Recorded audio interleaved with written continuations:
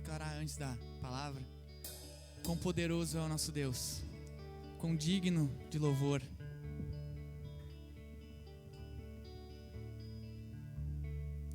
Ao que está sentado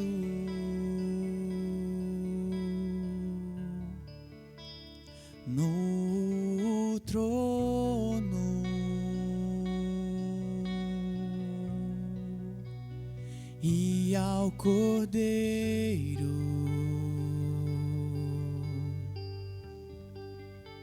seja o louvor,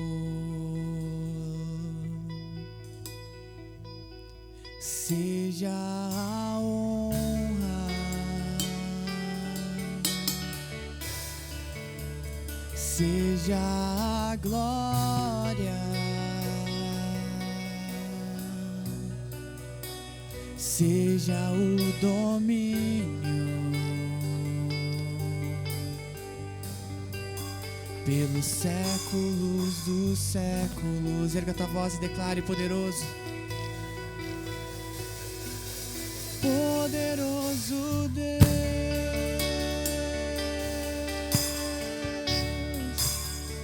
poderoso Deus,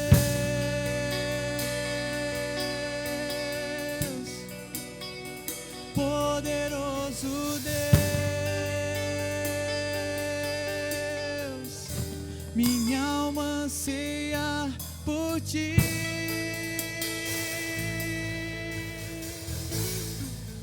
Ao que está sentado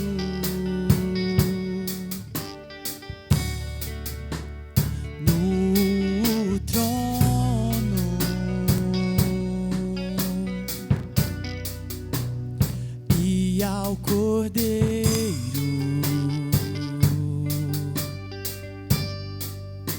seja o louvor, seja a honra, seja a honra,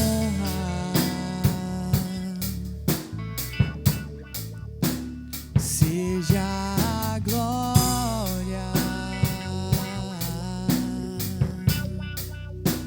seja o domínio pelos séculos dos séculos.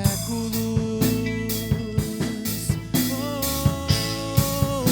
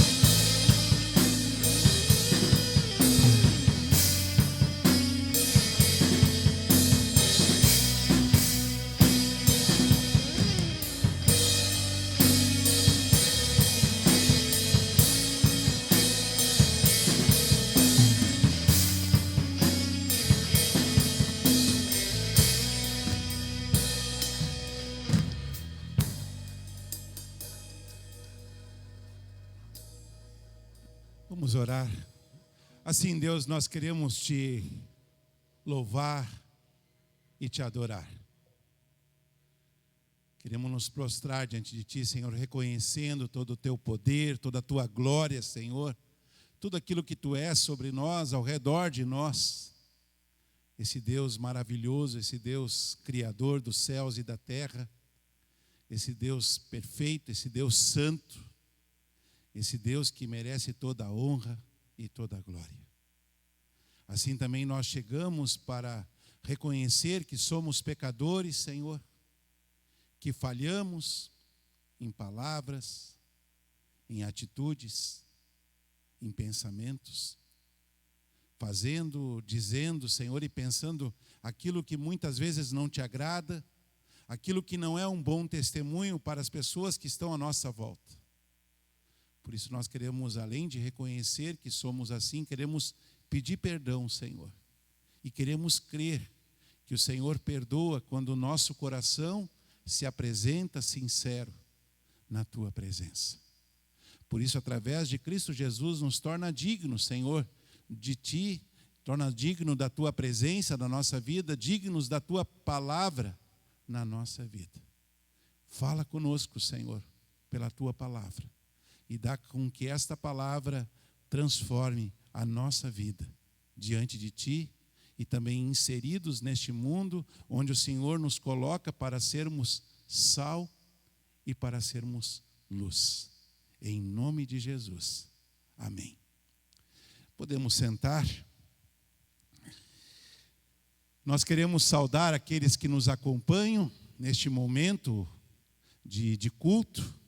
Seja o dia da semana que você está fazendo isso, que o Senhor esteja contigo sobre a tua vida, sobre a tua casa, sobre o teu trabalho, sobre tudo aquilo que tu tens buscado e vivido na presença de Deus.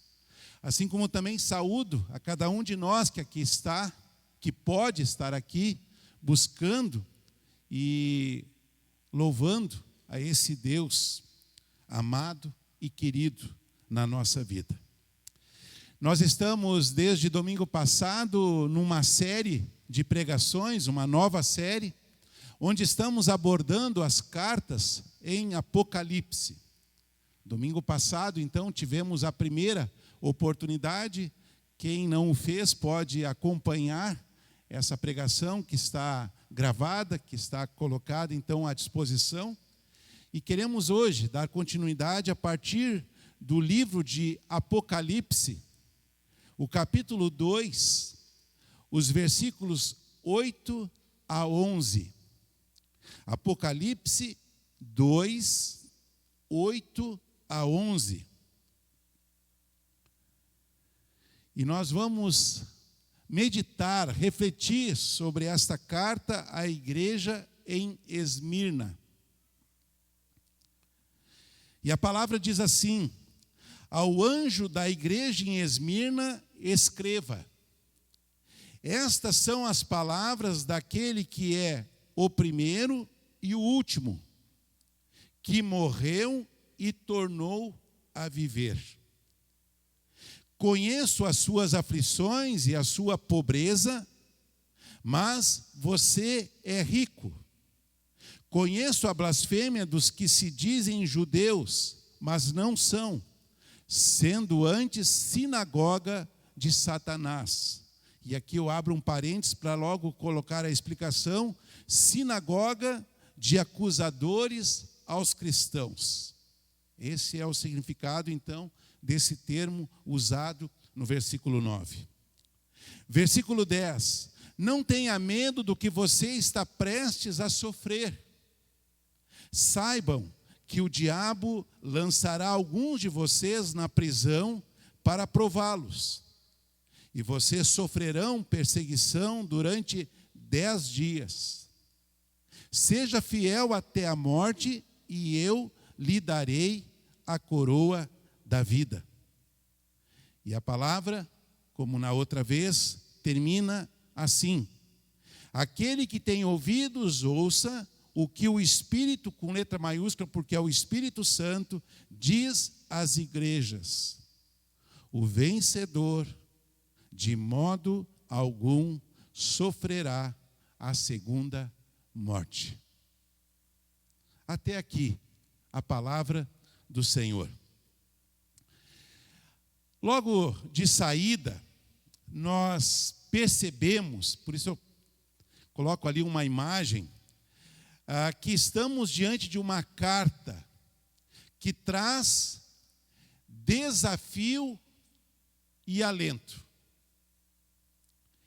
O desafio de permanecer firme no Senhor, com muita clareza, com muita objetividade, com muita profundidade, e o alento por saber, por poder reconhecer, por poder ter a certeza do cuidado do Senhor.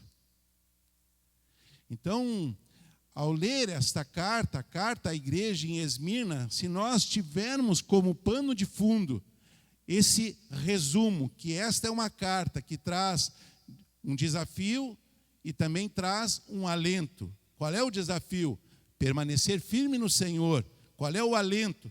O cuidado do Senhor, a certeza do cuidado do Senhor. Nós já temos uma forma bastante importante de entendermos o recado desta palavra, tanto para a igreja naquele momento, como para a igreja dos nossos dias. No comentário da Bíblia de Estudo do Discipulado, uma Bíblia que foi lançada há um tempinho atrás, consta que, além de ser a carta mais curta entre as 7 que são escritas aqui em Apocalipse, esta carta é a única que tem apenas elogios. Olha que coisa interessante. Semana passada não foi assim, na outra pregação não foi assim, no outro episódio não foi assim.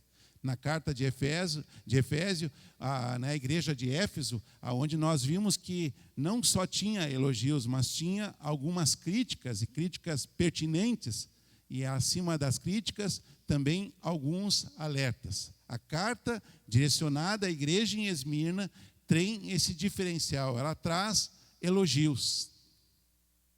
Mas vamos a alguns detalhes, algumas informações. Esmirna ficava a mais ou menos 50 quilômetros ao norte de Éfeso, a cidade mencionada na primeira pregação desta série e que foi desafiada a voltar ao primeiro amor. Lembram disso? Voltemos ao primeiro amor, volte ao primeiro amor. Esmirna, então, ficava a 50 quilômetros ao norte de Éfeso.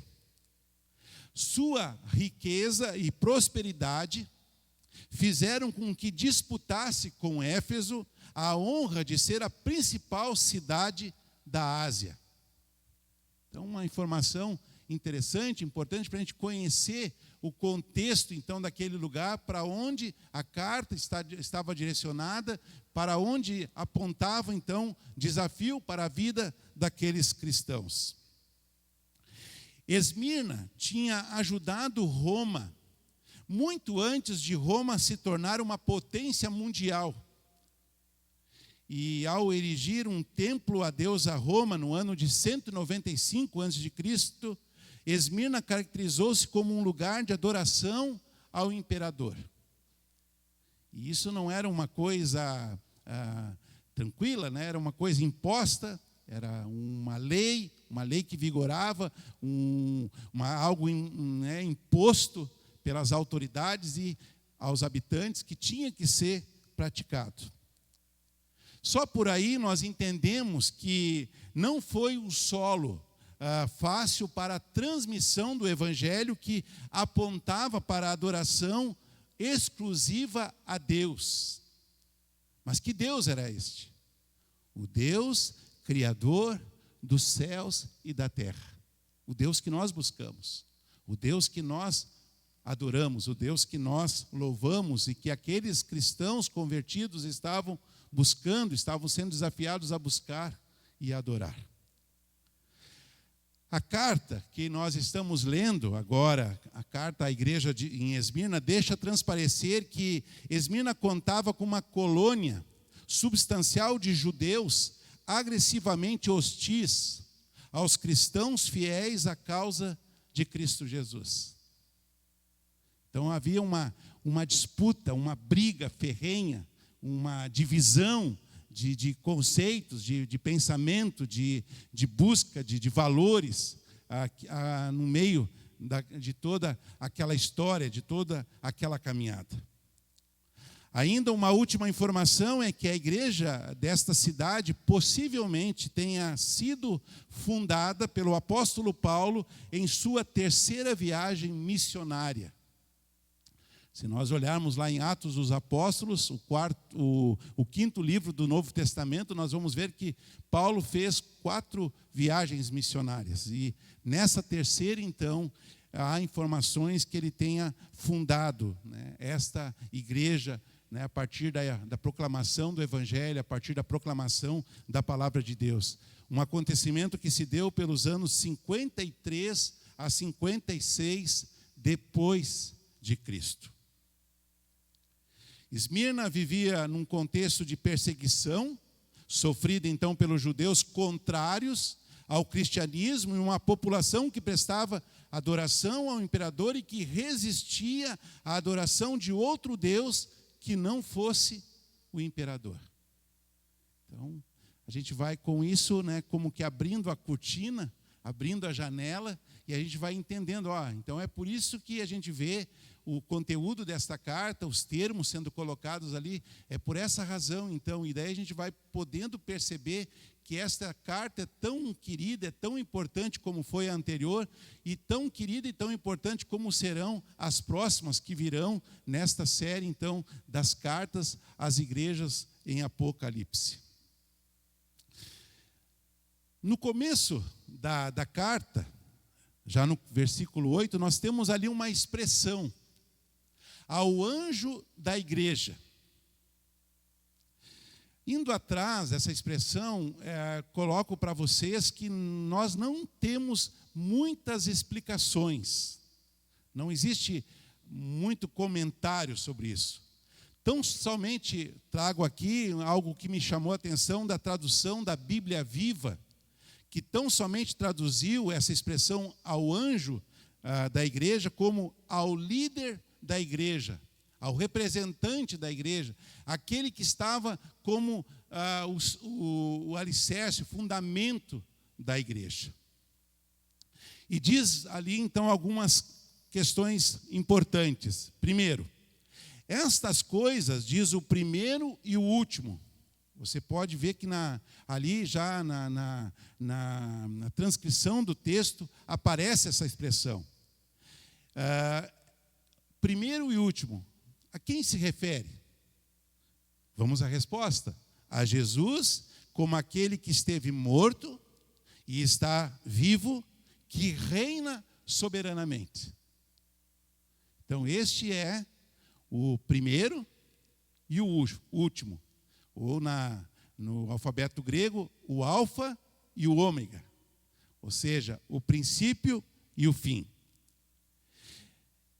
Este que conhecia a calúnia sofrida por aqueles que, ou melhor, a calúnia praticada por aqueles que se opunham aos cristãos fiéis. E daí dá para dizer o contrário, a calúnia sofrida por aqueles que eram fiéis. Calúnia promovida por quem? Por aqueles que eram contrários ao evangelho anunciado, ao evangelho que apresentava a Cristo Jesus como Senhor e Salvador. Quem eram esses que se opunham? Eram judeus escondidos atrás dos perseguidores romanos, cheios de inveja, uma inveja maligna e de ódio contra aqueles que criam, contra os crentes em Jesus, aqueles que aceitaram esta fé, que aceitaram esse evangelho. Inclusive, acusando-os perante os tribunais romanos. Então, a gente pode perceber que naqueles primeiros momentos, especialmente onde se dá a perseguição romana, o ser cristão não era uma coisa tranquila, não era uma coisa fácil, não era uma coisa que podia se viver de uma forma branda, pacífica, como nós temos, graças a Deus, este convívio ainda no nosso país e muitos lugares do mundo afora, e tomara que continue assim. Não, custava caro. Tinha encrencas a serem enfrentadas, consequências fortes que estavam no entorno. Depois, mais adiante, nós vamos ver uma outra expressão interessante também no texto, quando diz assim: pareces pobre, mas na realidade és rica. Rica do quê? Rica da graça e da atitude de fé em meio ao sofrimento. Ou seja, a igreja em Esmirna está sendo elogiada por sua fé e resistência em meio ao sofrimento. Aqueles irmãos queridos que nos antecederam, aquela igreja de fé, não se entregava, não se entregou, mas permaneceu firme naquilo que aprendeu, na conversão de vida que passaram, no testemunho do Evangelho que chegou a eles mesmo no meio de sofrimentos, de acusações, de perseguições, eles não voltaram atrás, eles não abriram mão. E aqui então vem esse elogio. George Led, em seu comentário sobre esta carta, inclusive tem um livro inteiro sobre Apocalipse da editora Mundo Cristão, ele diz assim: a condição espiritual da igreja de Esmirna está em contraste com a sua situação econômica. Espiritualmente eles eram ricos, apesar de sofrerem pobreza econômica. Então, era uma riqueza diferente, aquela riqueza que todo aquele que crê, aquela que crê, deseja ter. Por quê? Porque por mais difícil que seja o momento que passamos, e aquela igreja estava passando por um momento assim, nós temos aquilo que ninguém pode tirar de nós, ninguém pode diminuir em nós, que é a garantia da salvação, a garantia da presença de Jesus, a garantia da eternidade. Led, esse comentarista, chega a chamar a atenção que o termo blasfêmia, que aparece no versículo 9, na verdade é uma tradução incorreta, por não se referir a Deus, mas acusações caluniosas contra homens. Então não era uma blasfêmia contra Deus, mas sim uma blasfêmia contra homens, de homens para homens. Então esse é um conserto que se faz dentro dessa palavra que vai aparecer nas traduções, para dar a ideia de que ali havia uma batalha humana, uma batalha que tinha sim o seu conteúdo espiritual, mas era algo que estava sendo travado entre as pessoas que buscavam a Jesus e aquelas que não queriam saber desta fé, que ainda mais se opunham a esta fé, se colocavam contrários a esta fé. O que mais? Tem ali também na nossa carta algo que chama a atenção, salta aos nossos olhos, quando diz: não temam as coisas que tens de passar. Esta é a palavra de ordem para os cristãos daquela cidade. Não tenham medo. Não se apavorem, não fiquem amedrontados, não voltem atrás, fiquem firmes pelas coisas que vocês têm que passar. Esse é o recado, essa é a palavra de ordem para aqueles irmãos queridos que abraçaram o Evangelho, que reconheceram a Jesus como seu Senhor e seu Salvador. Mesmo que vocês corram risco de serem lançados na prisão e a sua fé seja provada. Entende-se aqui, prisão no sentido de morte. Ou seja, traduzindo mais a fundo, mesmo que vocês sejam lançados à morte e tenham a sua fé provada. O que diz? Não temam as coisas que vocês têm que passar. Led, ainda um último comentário, comenta que os judeus em Esmirna procuravam incessantemente por motivos para acusar os cristãos diante das autoridades romanas, acusação sofrida pelo próprio apóstolo Paulo, enquanto pregador do Evangelho, enquanto missionário de Deus, enquanto missionário da palavra de Deus. Um outro termo também que vai aparecer nessa carta, e a gente precisa ir decifrando para que a gente entenda que Apocalipse é uma carta entre as cartas da Bíblia Sagrada, os livros da Bíblia Sagrada, tão importante quanto, tão necessário de serem bem interpretados quanto os demais, são com relação aos 10 dias de perseguição. Então, para a gente não entrar em coisas que às vezes não são as corretas, esses 10 dias de perseguição têm somente a ver com um momento temporário de perseguição, quer dizer, algo que vai ter o seu começo e vai ter o seu fim. Então, por isso, a associação desses dias é algo que vocês vão passar por um tempo. Esse tempo vai chegar a vocês e ele vai passar por vocês. E daí é importante que vocês, falando então para a igreja em Esmirna, estejam firmes no Senhor. Por quê? Porque esse momento, quando ele passar, vai fazer com que a gente perceba o quanto foi válido a gente estar firmado na palavra, firmado na fé, não abrindo mão do evangelho que chegou a nós.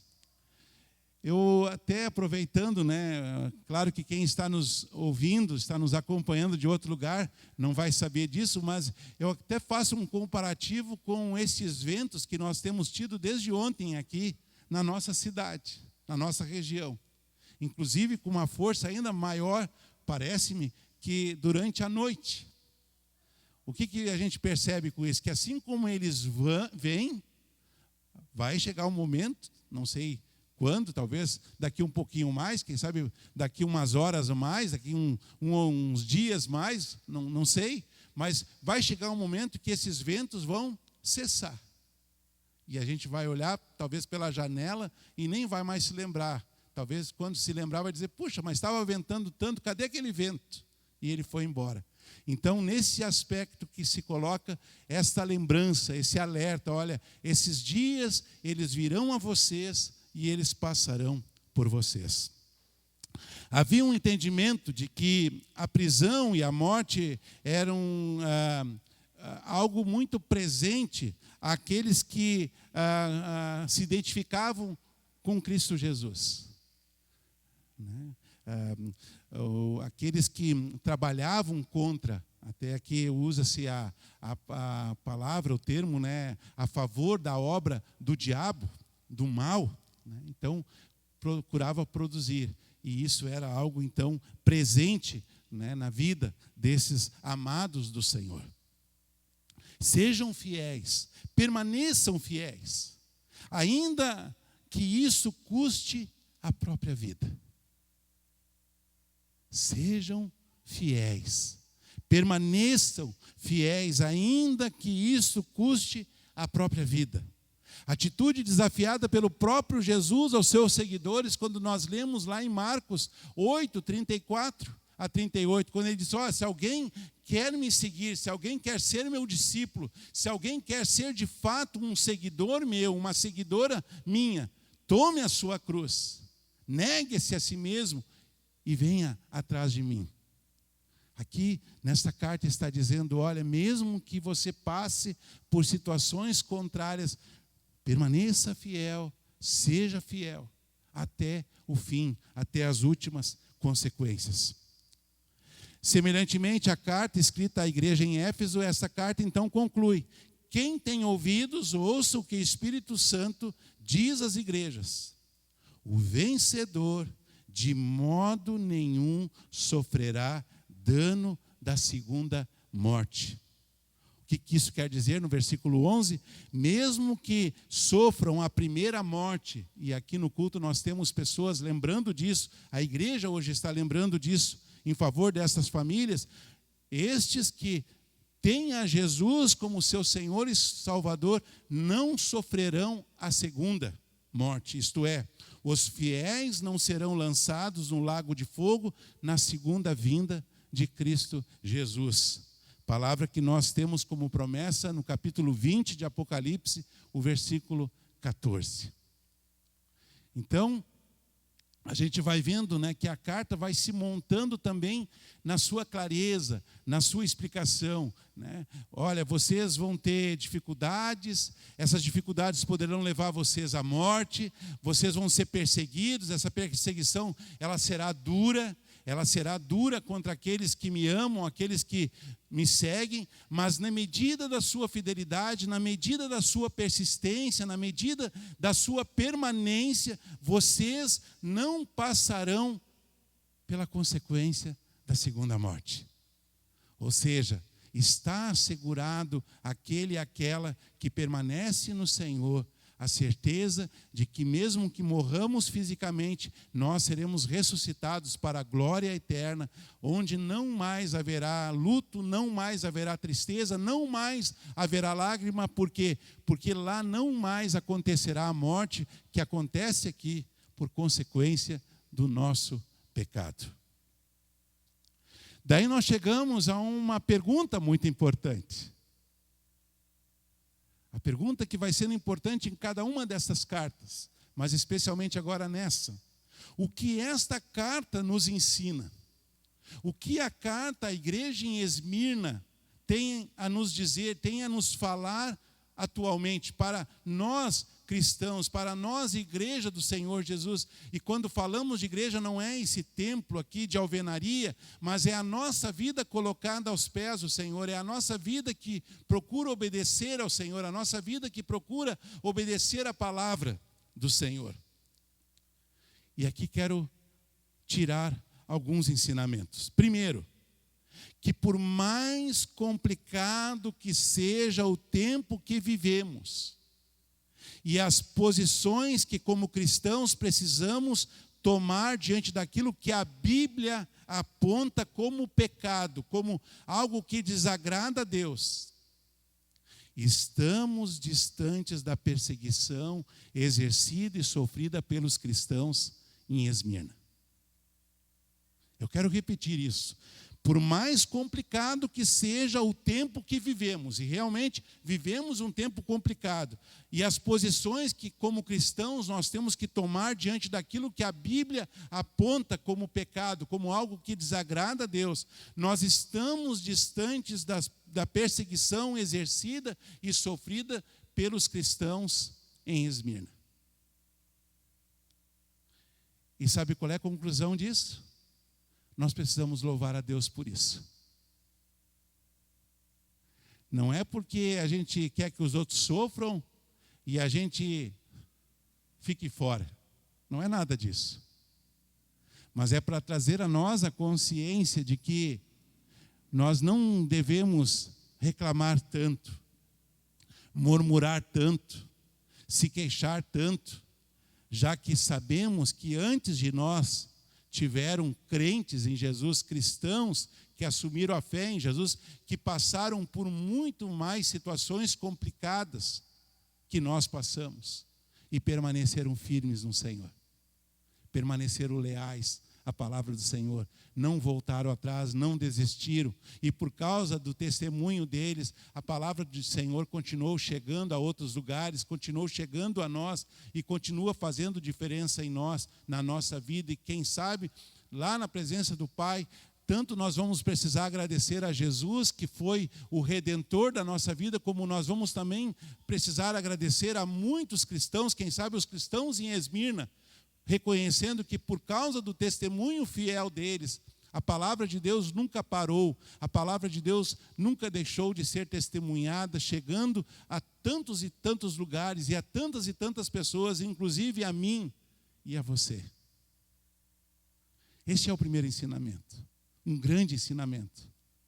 Louvar a Deus, porque Deus tem cuidado de nós, porque Deus tem sido querido conosco, e por mais difícil que seja, Ele tem ainda abrandado a nossa vida, Ele tem amortecido a nossa vida, e como nós cantamos um louvor que eu gostei demais, antes da pregação, onde nós podemos nos colocar debaixo das suas asas, e as asas do Pai, as asas de Deus, essa palavra que nós encontramos lá no Salmo 91, 4, vão nos protegendo, vão nos cuidando, vão tirando da nossa frente, vai tirando da nossa frente as pedras, os caminhos tortuosos. Não sabemos até quando. Não sabemos, eu não sei. O Senhor sabe. Mas enquanto isso está sendo assim, então o nosso espírito, a nossa atitude deve ser de gratidão, de louvor, de reconhecimento pelo carinho de Deus. Porque teve já situações piores antes de nós. Segundo ensinamento, mesmo assim, mesmo que nós estejamos em situação diferente, nós devemos estar prontos para aquilo que poderá vir. Prontos para defender a fé em Cristo Jesus. O apóstolo Paulo, este homem de Deus, um servo querido do Senhor, ele desafiou os irmãos de Roma a não se conformarem com as coisas deste mundo, mas a buscarem pela transformação da sua mente, a fim de experimentarem a boa, agradável e perfeita vontade de Deus. Isso é o passo para estarmos prontos a defendermos a causa do Senhor. Não se conformar com este mundo significa eu não concordo com os valores deste mundo, com os valores que estão distantes de Deus. Tem coisas acontecendo ao nosso redor que não estão agradando a Deus. Então, a nossa tarefa é dizer, não vou entrar nessa, não vou fazer a mesma coisa, não vou me conformar com isso. Muito pelo contrário, eu vou ficar obedecendo a palavra, eu vou ficar buscando os valores da palavra de Deus, eu vou ficar inconformado com as coisas erradas que estão acontecendo. Para quê? Para que a partir do meu testemunho, eu possa mostrar que entre obedecer a Deus e obedecer aos homens, muito mais vale a pena obedecer a Deus. Porque os homens passarão, mas Deus é eterno. E se for o caso de pagar o preço por isso, eu estou afim. Deus pode contar comigo. Eu estou junto, eu estou nessa.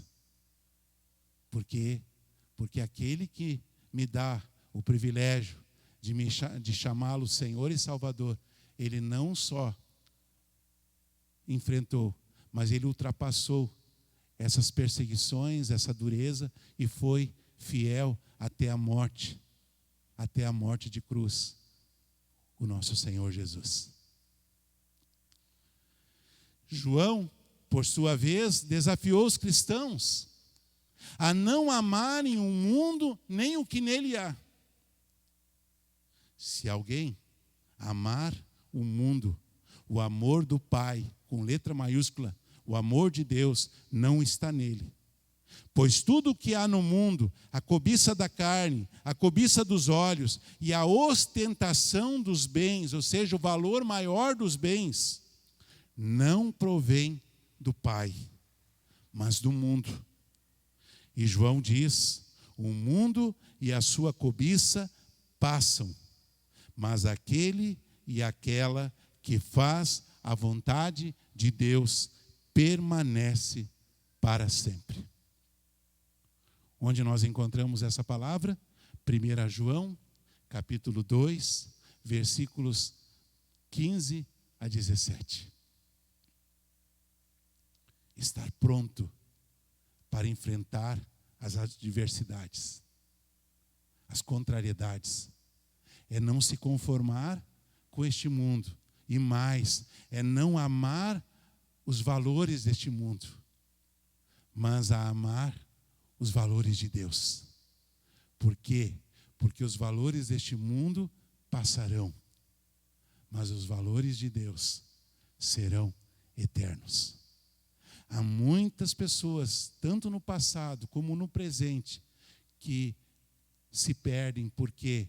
Porque trocam o amor a Deus pelo amor às coisas do mundo, aos bens materiais, a cobiça de querer isso e mais aquilo outro, e é uma vida que vai se buscando cada vez mais valores que são temporários, mas que acabam nos afastando da presença de Deus, acabam tirando o nosso tempo precioso de estarmos na presença do Pai. E em vez de caminharmos para a comunhão eterna de Deus, estamos caminhando para o afastamento eterno do Senhor. Estes, meus amados, são exemplos, ou melhor, bons exemplos, para que nós possamos viver essa palavra que aqui é trazida à igreja em Esmirna, mas que também serve para nós na busca da promessa desse Deus que se compromete conosco com a sua fidelidade e nos garante que a partir dessa constância, dessa permanência, dessa disciplina de buscarmos a Ele como o nosso bem maior, nós teremos então o que chamamos de coroa da vida. Coroa da vida. O que é isso?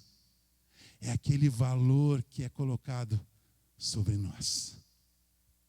Aquele valor que nos é dado não por alguém que cuidou de uma prova, que a gente pode fazer aqui um campeonato, que assim como tem começo, tem fim, mas por aquele que é o nosso Deus, que vai colocar sobre a nossa vida dizendo: tu foste um servo, uma serva fiel. Está aqui o teu presente, está aqui a tua recompensa, está aqui a tua coroa. Entra na minha glória, fique na minha glória, porque você, através da minha presença, através da palavra que você permitiu habitasse no teu coração, você fez por merecer em Cristo Jesus essa recompensa, esse galardão que eu desejo para a minha vida, eu desejo para a tua vida, eu desejo para a vida de cada um de nós, de cada uma de nós que está aqui. O pastor Eudine Peterson, ele traduz de uma forma muito querida ao dizer que Deus tem a coroa da vida sob medida preparada para nós. Olha que coisa linda. Deus tem a coroa da vida sob medida, com o meu nome, com o teu nome, com o nome daquele e daquela que crê em Cristo Jesus, que não abre mão da palavra do Senhor, que obedece essa palavra, preparada para colocar sobre a nossa cabeça, sobre o nosso corpo, sobre a nossa vida, para que seja coberto aquela multidão de pecados que foram perdoados em Cristo Jesus, e que agora reina a misericórdia e o perdão de Deus, que nunca mais terá fim.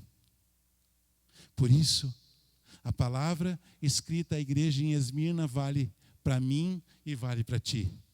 Aquele que tem ouvidos, ouça o que o Espírito Santo diz. O vencedor, a vencedora, de modo algum sofrerá a segunda morte. Querido, diga isso. O vencedor, a vencedora, eu, você, de modo algum sofrerá a segunda morte. Eu me entristeço muito quando eu sepulto pessoas da primeira morte. Mas eu me alegro porque eu não precisarei sepultar pessoas na segunda morte. Pessoas que têm Jesus como seu Senhor, como seu Salvador, que abrem mão de tudo que está a mais, mas não abrem mão deste valor na sua vida. Por isso, o desafio é para que nós cuidemos da nossa fé em Cristo Jesus. Como é que está ela? Como é que está o meu relacionamento com este que quer ser Senhor e Salvador pessoal? eu tenho buscado? Se essa carta fosse escrita a mim ou a ti, será que ela seria também escrita só com elogios? Como nós encontramos aqui?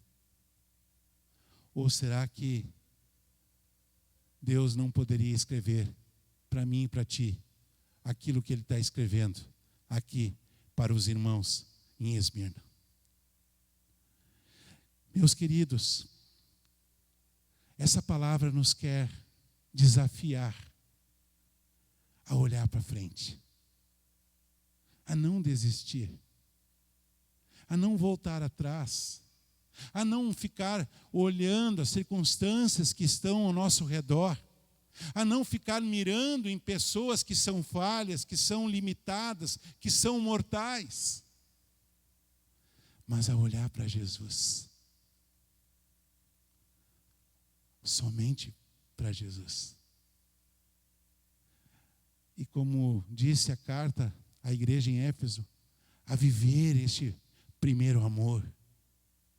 E o que é esse primeiro amor? Para quem não esteve no culto passado, para quem não ouviu a palavra pregada na outra vez, é aquele amor onde eu e você nos decidimos por Jesus, onde eu e você aceitamos o convite de abrirmos mão das nossas vontades, dos nossos desejos, dos nossos interesses, para tão somente vivermos o desejo de Deus, o interesse de Deus, que é a salvação eterna.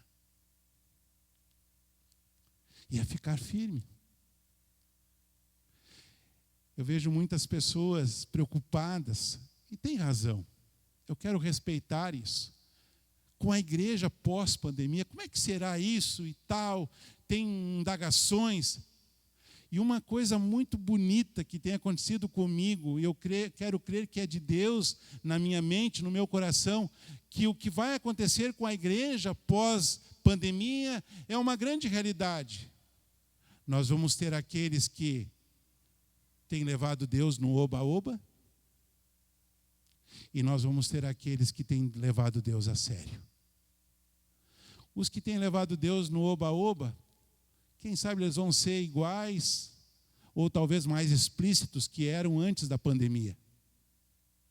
Mas aqueles que têm levado Deus a sério, esses vão continuar firmes, vão continuar buscando, vão continuar desejando os encontros, os cultos, os momentos de estar na presença de Deus, seja de forma pessoal como de forma coletiva.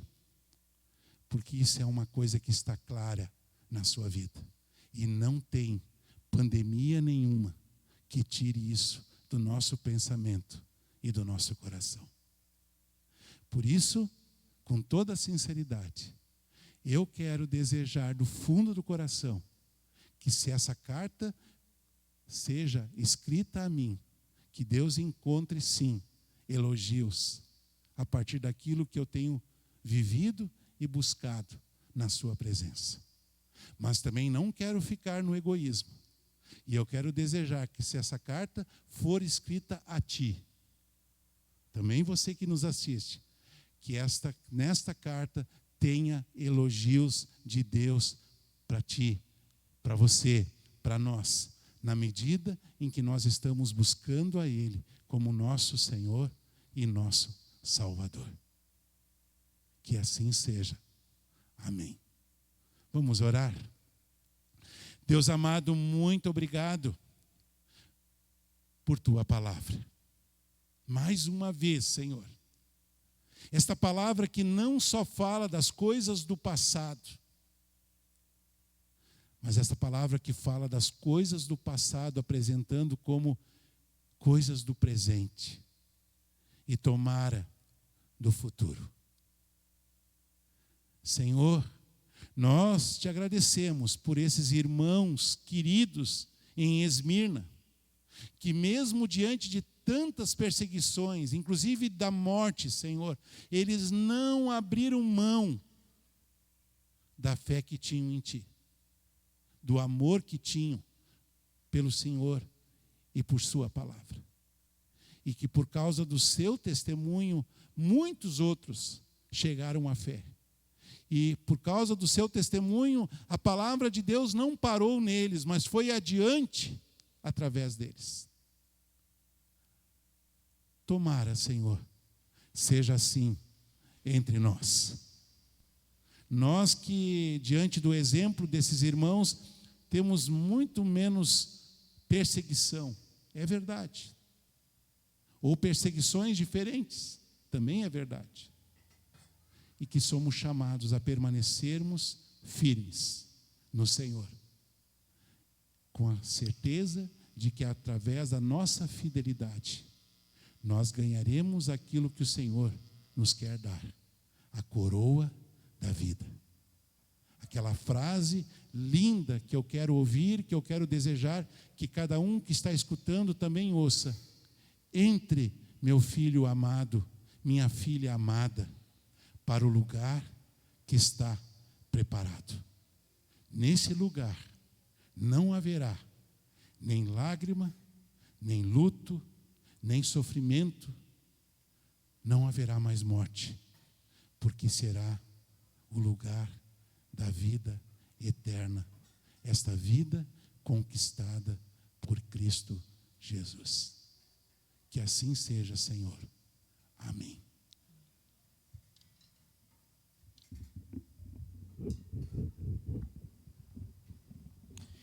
Enquanto a gente canta essa próxima canção, o pastor falou a respeito de nós voltarmos à essência do amor, à essência da adoração.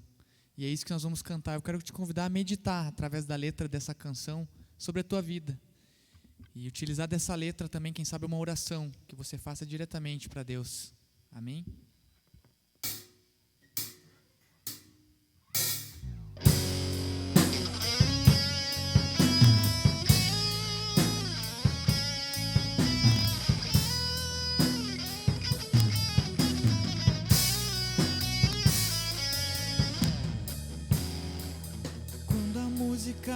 Esmorece e o resto desaparece, simplesmente a ti me chego, ansiando oferecer algo de valor para abençoar teu coração. Mais uma vez, quando a música esmorece e o resto desaparece, simplesmente a ti me achego, ansiando oferecer algo de valor para abençoar teu coração. Mais que uma canção eu te darei, pois é apenas uma canção, não é o que queres de mim. Mais profundo busca o Senhor do que os olhos podem ver. Queres meu coração? Estou voltando à essência da adoração, pois a essência és tu, a essência és tu, Jesus. Oh, me perdoa pelo que eu fiz dela, pois a essência és tu, a essência és tu, Jesus.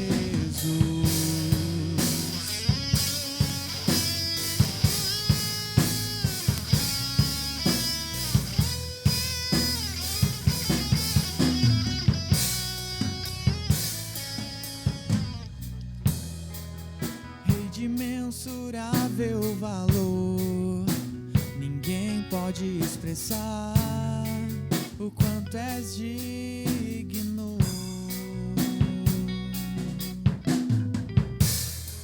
Embora eu seja pobre e fraco, tudo que tenho é teu, cada fôlego meu. Mais que uma canção eu te darei, pois apenas uma canção não é o que queres de mim. Mais profundo busca o Senhor do que os olhos podem ver. Queres meu coração. Estou voltando à essência da adoração, pois a essência és tu, a essência és tu, Jesus. Oh, me perdoa pelo que eu fiz dela, pois a essência és tu, a essência és tu, Jesus.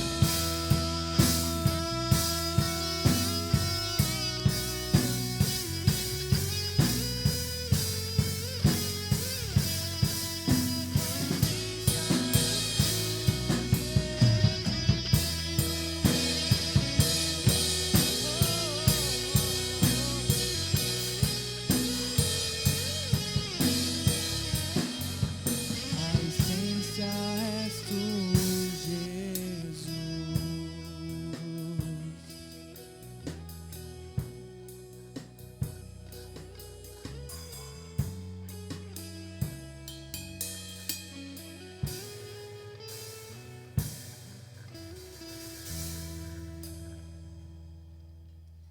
Queremos orar.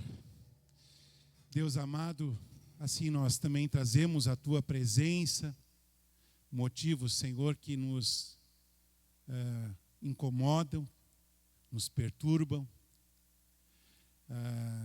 Coloca a tua mão sobre a nossa vida, Senhor, derrama sobre nós da tua misericórdia, da tua bondade. Lembramos, Senhor, especialmente das famílias aqui entre nós enlutadas, cada uma delas, Senhor. Pedimos que o Senhor esteja se fazendo presente como o bom pastor nesses momentos de luto, de saudade, de separação. Dá, Senhor, a nós e especialmente a esses queridos familiares a certeza de que quando nós te buscamos, tu és, Senhor, a certeza da nossa salvação que perpassa, Senhor, pela ressurreição. Guarda, Senhor, estes amados, guarda, Senhor, as suas casas, as suas famílias, Senhor, que são legados, Senhor, daquilo tudo que foi construído na tua presença. Também lembramos de outros enlutados, Senhor, que estão entre nós, que também lembram pessoas amadas que partiram, Senhor, há mais tempo. Lembramos também pessoas que estão passando dificuldades, Senhor, de ordem financeira, dificuldades emocionais, também espirituais, Senhor, às vezes com muitas perguntas, questionamentos, no meio, Senhor, dessa pandemia que vem acontecendo. Sê tu, Senhor, esse Deus presente, esse Deus querido, esse Deus gentil, Senhor, como tu foste ao longo da história da vida daqueles que te buscaram. Guarda, Senhor, também esse tempo de vacinação, que a vacinação chegue a todas as pessoas, que ela tenha eficácia também, Senhor, porque são dois elementos necessários, tanto a presença da vacina como a eficácia da vacina. E sobre esses que estão sendo vacinados, guarda, Senhor, proteja eles também com a tua fidelidade.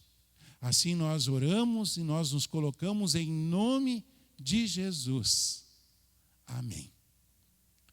Que o Senhor te abençoe e te guarde, que o Senhor faça resplandecer o seu rosto sobre ti e tenha misericórdia de ti. Que o Senhor sobre ti levante o seu rosto e te dê a paz. Em nome de Deus, que é Pai, que é Filho, que é Espírito Santo. Amém. A todos um bom dia, uma boa semana. Tchau.